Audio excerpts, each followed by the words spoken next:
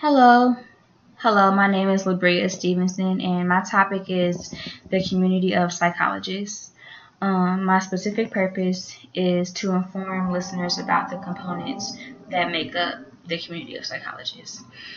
Um, my thesis is that the community of psychologists is composed through history of psychology, becoming a psychologist, shared interests and values amongst psychologists, and psychology being important in society.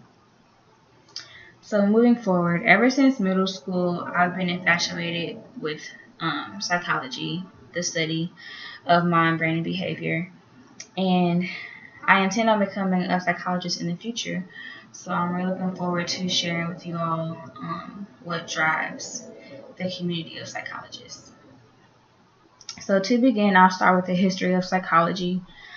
Psychology was initiated in 1879 when the first psychological laboratory was founded in Germany by Wilhelm Wundt. Wilhelm Wundt is acknowledged as the father of modern psychology. He is mostly known for his work in experimental psychology and cultural psychology. Credit to simplypsychology.org. Now that the history is out of the way, I will move on to the next component, becoming a psychologist. To become a psychologist, a bachelor's degree must first be obtained. A bachelor's degree in psychology teaches the fundamentals needed to move on academically in the field, and this process is typically 4 to 5 years. The next step after a bachelor's degree is to obtain a master's degree or a PhD. A master's degree or PhD permits you to work or practice in the field directly. Capella University.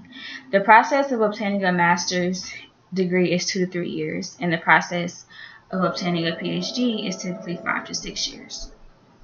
The process of becoming a psychologist can be lengthy, but well worth it when considering what psychology signifies. I will talk more about this in my next point. Shared interests and values among psychologists.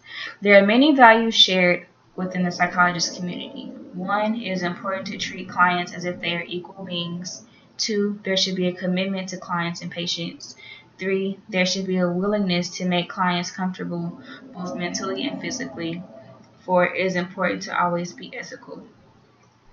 Credit to simplypsychology.org. There is a strong shared interest within the psychologist community in addition to shared values.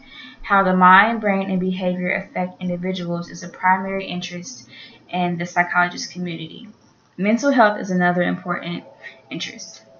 There are 5 main personal qualities that I would like to consider for psychologists.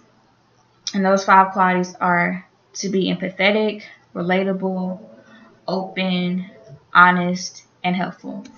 When I become a psychologist, the 5 qualities previously listed will be put into my practice heavily. Now that we understand the interests and values among psychologists, let's get into how they are put into practice. Psychology is very important in society. Psychology studies the relationship between mental processes and behavior. An example of when the relationship between mental processes and behavior could be appropriate is with criminals in society. Another example of the relationship between mental processes and behavior being applicable is helping us understand how individual processes can affect society just in general.